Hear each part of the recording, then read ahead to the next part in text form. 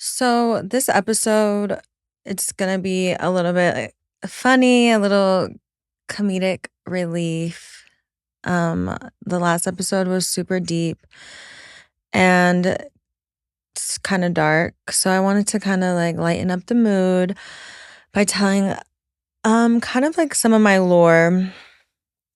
Um this situation happened in 2017. It was all over the blogs. At the time I was 22. I didn't really want to speak on it then because it was embarrassing, A, and two, I was going through other things in the blogs, and I just felt at that time like I just was like, I want to stay out of the blogs. I don't want to be in the blogs anymore. So I didn't speak on it at all. I just let the narrative run. This episode is called Behind the Flute Out Story. Yeah, so basically, behind the flute out story. So on the internet and on the blogs, the narrative was like, oh, she got flown out, and the guy left her stranded where she was at.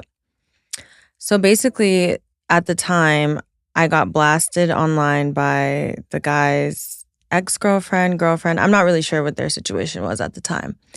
So, flashing back to 2017, I just decided now at 30, since it's still all over the blogs, and if you Google my name, it comes up, and it's like honestly embarrassing because I never even spoke on it. And blogs were asking me, like, do you want to put your take on it? And I was like, absolutely not. Because at the time, like I said, I did not want to be on the blogs. I didn't want to perpetuate the narrative. I just wanted it to die out. The thing about social media is there's a new thing every week. So I was just waiting for the new thing to happen the next day or the next 2 days or the next week. At this time in 2017, it was a different time in media. I feel like blogs were posting a lot of like, I would say like crappy, cruddy stuff. So anyways, in 2017, I met this basketball player, and at the time, I knew that he had like an ex-girlfriend, but I didn't know like what their situation was. So we had hung out in DC. I had like met him, and everything was cool. And we had like went out on a date, and I started noticing like it was kind of off, like, so I wasn't really sure what was happening, and come to find out, obviously, like throughout the night, I'm like noticing stuff. So I'm like, wait, does he have something wrong with him? Like, what's going on? So I Googled it, and he does suffer from, I don't know if it's suffering, but he does have Tourette syndrome. So throughout the night, I kind of noticed that like he like was, but he did, it's not like his Tourette's wasn't like super bad, like where you see like people like cussing people out and stuff. It was just little things that I noticed. I know he's obviously was a professional athlete, so I'm sure he had like the best medical. So yeah, we went on our date and everything was good, and we got super drunk. And I was just like thrown off because he got super drunk and was like throwing up. It was like he was throwing up all over their hotel room. The hotel was like destroyed with throw up. And then I was like in the bathroom. There was like just like he just went crazy like in the bathroom. Like, I don't even want to put this man's business on blast, but it was like insane. And so I was kind of thrown off because I'm like, okay, maybe this is like because like he has Tourette's. I wasn't really quite sure, so I didn't want to all the way judge him. And then that same day he had a game, and this is the NBA, so it's pretty on a high level. And I was shocked because he told his coaches he couldn't play, that he was like really sick. So I was like, okay, this is serious. Obviously, he's really sick. So that was the first time we hung out, and everything was good. Like, we were talking or whatever. And I was kind of like over it. I didn't really like take him serious, but he kept pursuing me and wanting to talk to me. So I was like, okay, I'll give him another chance, even though it kind of threw me off that he got really sick on the first meetup. And I was like, okay, I'm a girl.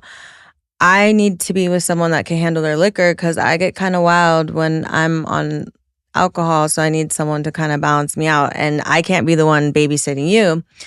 So I gave him another shot, and at the time I was living in Sacramento, my hometown, and he had an away game in Oregon, and he flew me to his away game, which, okay, so the correlation, remember this, is when he flew me from Sacramento to Oregon, that flight is, I want to say 45 minutes. It's an hour max. So I get to Oregon, everything's fine.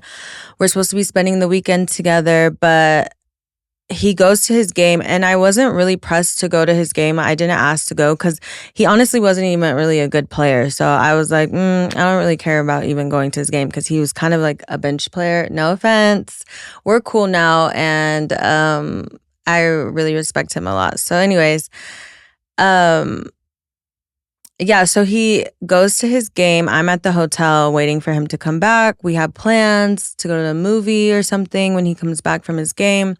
He texts me probably like an hour before the game starts and is like, "Hey babe, we have to fly home right after the game because there's a huge snowstorm." This was in December, mind you. He's like, "There's a huge snowstorm coming in, and the team, we have to fly out immediately after the game." So I'm like, okay, that's fine. I guess I'll just, like hang out by myself in this hotel, whatever.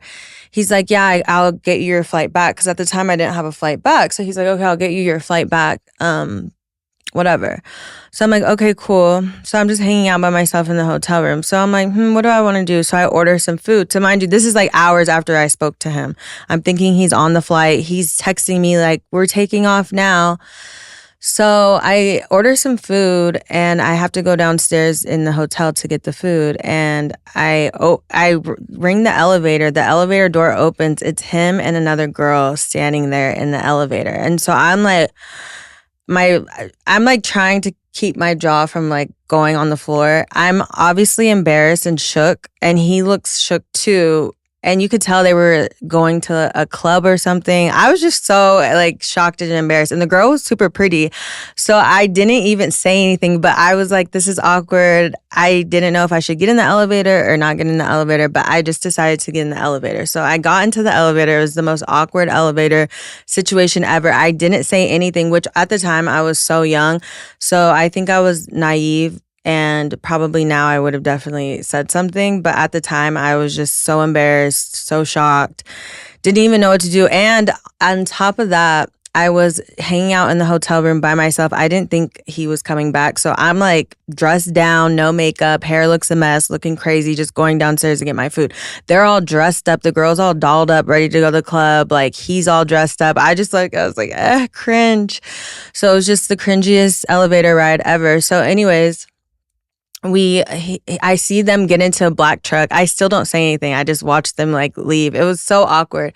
So I think he texted me and said, sorry. I just was like, you're such a liar. Why would you lie and say that the team is leaving? Like you didn't have to make up that whole lie. But the wheels in my head started like turning and turning. The crazy girl started coming out. So I was like, he really has me messed up. So I'm texting him like, okay, I don't care what you do. I just need my flight home. At this point, he's not even texting back. So I'm like, what is going on with this man? Mind you, he begged me to come see him. We've been talking at this point for a couple months. We've hung out before. Nothing like this has ever happened. So I'm not thinking that he was going to just ignore me. So I end up calling room service. I ordered like 10 bottles of champagne, 20 desserts, every entree you could think of. I just went crazy on the room service. I don't know if I thought like that was some type of get back or something. And then I got super kind of drunk, and I was still young at the time. So then I was being a little wild. At the time, I had to come back to wow, did I really just run into this man in an elevator with a whole nother girl when he just told me he was flying, and it made up a whole lie about a snowstorm. So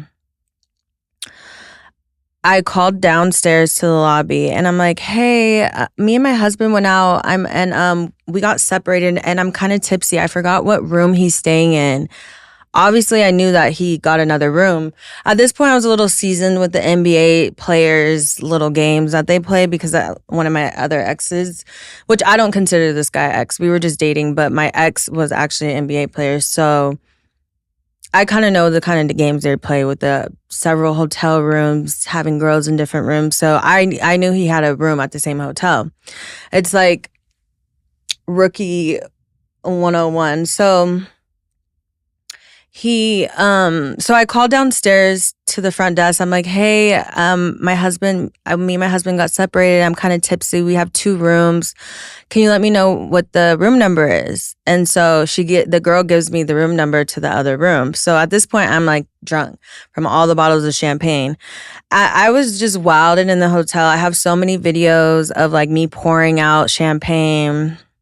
Oh, okay. So I have to go back because this story happened like so long ago. I like had to remember certain pieces. So basically, I did have a flight. The reason why I started going super crazy is because he sent me a flight after I had ran into him in the elevator and I was pressing the issue like, you need to get me a flight. You need to get me a flight. He sends me a flight. The flight is 10 hours. So mind you, going back to when I flew in, it's a flight from Sacramento to Oregon. Oregon to Sacramento is an hour flight, 45 minutes. It's like 45 minute, an hour max. So he sent me a 10-hour flight. I had like 4 layover. I was like, oh yeah, this man has me messed up. So that was why I kind of bought all the champagne and all the food because of the 10-hour flight. So that's also why I called downstairs because at this point I'm like, oh yeah, he has me so messed up. A 10-hour flight, like for an hour flight is crazy. So I go to the hotel. I go to the room. I'm like banging on the door. I was like acting crazy. He didn't come to the door, of course. I was banging on the room door. I heard the girl in the room. It was just so creepy and weird at the time. Like, and I was just honestly like so embarrassed about it too because it was just like I felt so ashamed that I would come see a guy and then he would go be with another girl and the next night. And it was just crazy. So yeah, the 10-hour flight just had me heated. I was not playing with him at all. So at the time he did have like him and his ex-girlfriend were like off and on, and she's a well-known influencer as well. So everybody, I kind of knew who she was, and I knew they were broken up at the time, but I knew that they were off and on because I had already been talking to him for a while, and I had noticed that he would get back with her, and then he would like we would stop talking, he would get back with her, then they would break up, and he would like try to come back and hang out with me. So I kind of knew that they were like off and on. So I DM'd her. And I was like, hey, I told her like the DM is obviously, I mean, you guys can go on Google and find the DM because she blasted me on Instagram about it.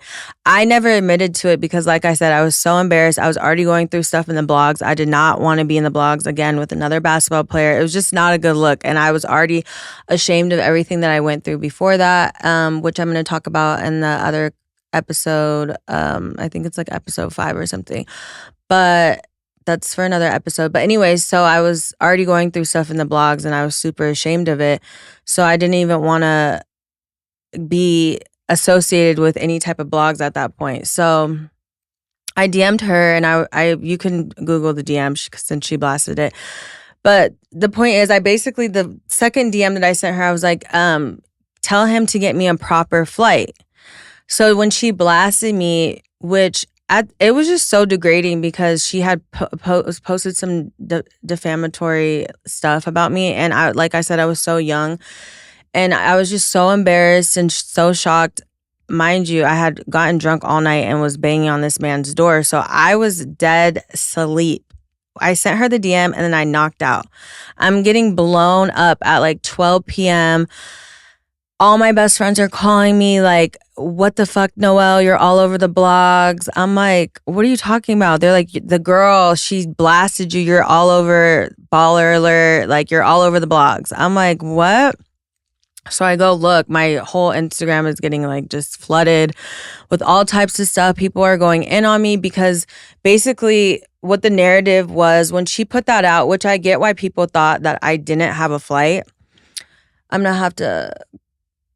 I have receipts for the whole thing. So I'll put up, I mean, I don't have to lie about this. I had a flight. The flight was 10 hours. So, I mean, technically I would say that doesn't, that's not a flight, because what the hell? Why would I take a 10-hour flight and it's only supposed to be an hour flight? Like, that's crazy.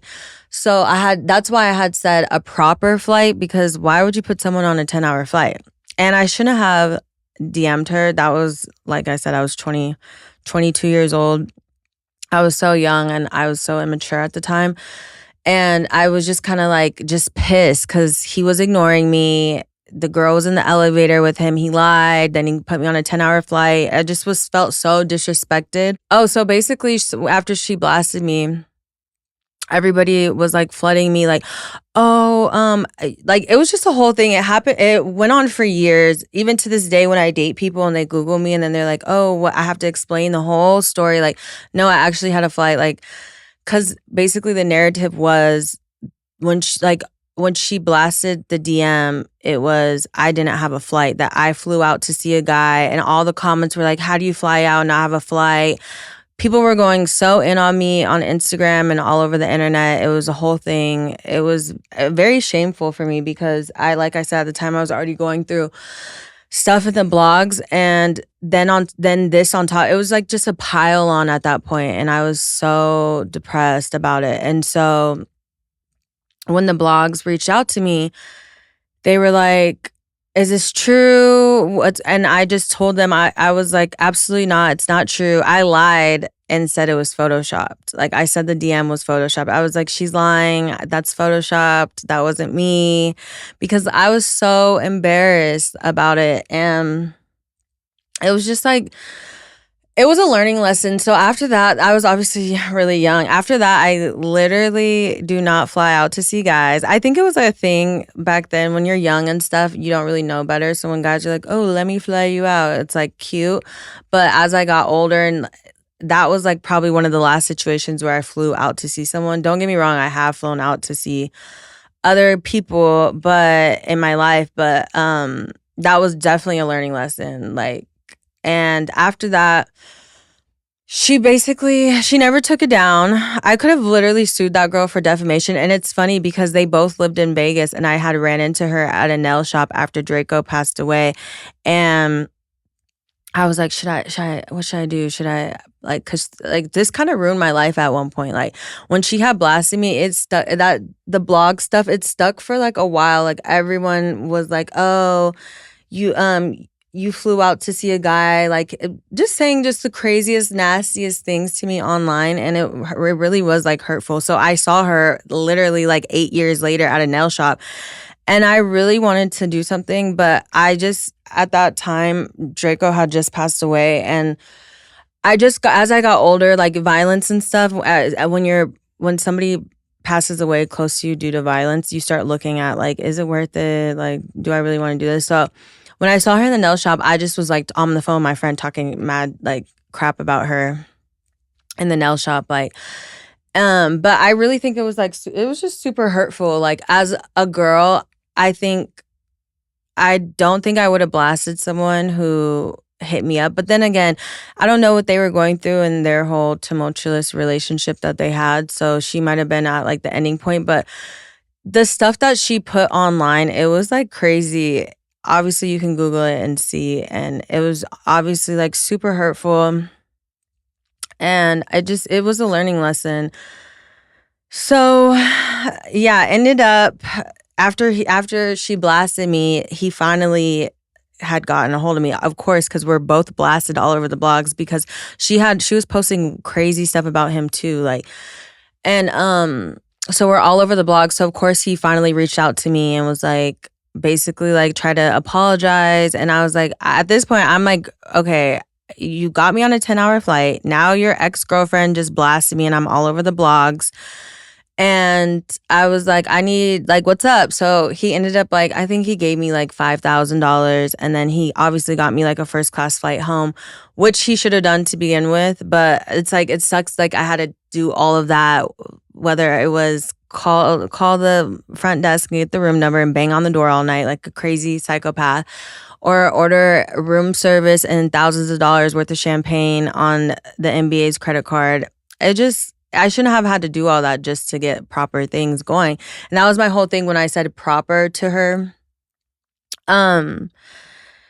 So yeah, I wonder, I don't know. I feel like they're definitely not together anymore. And I've talked to him about the situation. Obviously, he was like apologetic as we got older and stuff. Like the whole situation was dumb. I think I never got an apology from her, which I don't expect, but also the way that she like kind of defamed me at that time, and I was a young girl. Now probably at 30, if someone did the same thing, I'd probably be like stand up for myself, but at the time she had a lot of followers and I did not stand up for myself. I just let the narrative ride out with that, and it was honestly super sad, but I mean, at least I learned a lesson.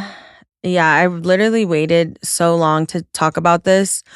I always so I had denied it then. I just never talked about it. I just waited for it to go away, and it took years. Like I'm telling you, there's so many men that I've dated when they Google me and then I have to explain the whole situation, or just like in general, like if people like me, it's ruined. Like people who have liked me and then they Google me, they're like, "Oh, what is this?" Like it's just not a good look. But I was paying someone to get everything taken down off all the blogs because it was definitely defamatory what she was saying about me, and it wasn't true at all. So as I got older, it was like something super serious for me, and I had talked to him about it. I was like about getting everything taken down because I mean I'm sure it's embarrassing for him as well. Like, but also guys have like that type of ego where they don't care if it's good or bad as long as they're being talked about. It's not the same because girls are always gonna have like a shameful, like easy a scarlet letter like on them for like doing stuff like that. But yeah, so yeah, that's the behind the flute out story that I never talked about, and I'm finally fessing up and telling the truth that yes, it was not photoshopped, but I did have a flight. It was just 10 hours, which is crazy. I did end up getting a better flight, but it should have been better from the jump. Um and yeah, it was definitely a learning lesson. But in this episode, I also wanted to talk about something that's kind of like more wholesome than flute out stories. And that's my best friend and I were walking, and this random guy started talking to us and making conversation. And in this day and age in 2025, I think it's so important. I just wanted to add this into this episode, that when people try to have conversations with you, you should try to acknowledge them. I know these days we're like kind of like made to not want to talk to people or socialize in public or in real life, and like I think that a lot of us are missing human connections, and then we complain about it online about how lonely we are and stuff. But when people are trying to be nice to us in public, we're like, so people are so rude. You don't want to make conversation. You're like, ew, why are these people talking? Why is this person talking to me? I don't know them. I think it's really important these days that we acknowledge when people do try to make conversation with us, because I know a lot of times we're so caught up in our own worlds, and people will try to like start a conversation. So like I was saying, my best friend and I, we were walking and this guy started talking to us, and we ended up having a good conversation, networking. And my best friend and I were like, I love how he just came up to us and like started a conversation, because we were actually going on a walk and he was walking on the same trail, but he kind of eavesdropped on our conversation and then kind of just like put in his 2 cents, and then we kind of just like bounced back like little ideas and conversations off him. But I think that that's what's kind of missing in our society today with like Instagram and social media. We have no problem writing a mean comment or even connecting with someone that we don't know, sending a DM to a person that we don't know to start a conversation. But in public, if someone tries to talk to you in a Starbucks, you're like, and I'm not gonna lie, I even have this problem too. Like, I was wearing these pink fuzzy slippers at the airport, and like these guys kept like complimenting me, like, oh, I love your slippers, but they were like raggedy pink slippers, and I was like, Like I was just kind of being, and then the next day I kind of was like, oh, I should have been a little bit, I was like, I was being nice. I was like, thanks, but I wasn't like engaging. And I think that that's really important for our generation, because that's why a lot of us are lonely. So I just wanted to keep this episode kind of light, since the last episode was kind of deep and a little bit dark, and the episode after this is going to be even more deep and dark. So like I wanted to kind of switch off with like deep and dark and then funny and like some lore of mine that people, I just like a lot of stuff that I never talked about and that I don't mind talking about. I never mind talking about the whole story with Shabazz, but I just wanted it to go away because it was so embarrassing. And like I said, at the time, I was going through such a hard time already with another public exposure. So I just didn't want to deal with that. But yeah, I wanted to keep this episode light and fun. And I mean, I don't know how fun of flew out and getting, that was everyone's narrative that I got stranded. And that's the crazy part because it's like, I don't think the way I am, I don't think I would ever be able to get stranded because I have parents. So I could have easily called my mom if it really got to that. But this man really tried to have me on a 10-hour flight that was only supposed to be an hour. Like, that's insane. And then on top of that, like the girl in the elevator. And what are the odds? God literally does not play about me because what are the odds of me going downstairs for food and they're leaving to the club at the exact same time? It was God telling me, like, I should have known better though, because after the first instance of us hanging out, I was already thrown off that he threw up everywhere in the hotel room and then didn't even go to his game. After getting drunk, I was kind of thrown off because at that point, my ex was an NBA player, would never. So I was like, I don't know if I really like him. But like I said, he kept like begging me to see him. And yeah, it was definitely a learning lesson, and it was definitely hurtful for me because like I said, it was like a scarlet letter at that point. Like she kind of like made up a whole bunch of lies about me, and then on top of that said that I got stranded, and it just wasn't the truth at all. So I was like, let me clear it up since it's still all over the blogs and all over Google. I'm like, I might as well just come on here and tell the truth once and for all. And obviously he knows the truth too. And I don't know if she really knows the truth because we never, of course, if a girl blasts you, I've never spoken to that girl a day in my life. Like when I saw her in the nail shop, of course, I was like, this dumbass girl or something like that. I was just going in, but I didn't want to like do anything physical to her because it's just not worth it to retaliate in that type of way. And honestly, I wish her the best. I wish him the best. I think when you do people like that, karma kind of hits you in your own way. So there's no reason for you to even, like do anything back. But yeah, so keeping this episode short, light, and I hope you enjoy a little bit of my lore that I'm giving out, and keep staying tuned, subscribe, and thank you to all my new followers and all the people who've subscribed so far and been listening to the podcast. I'm so excited to be on this journey with you guys, and I hope you stay tuned for more.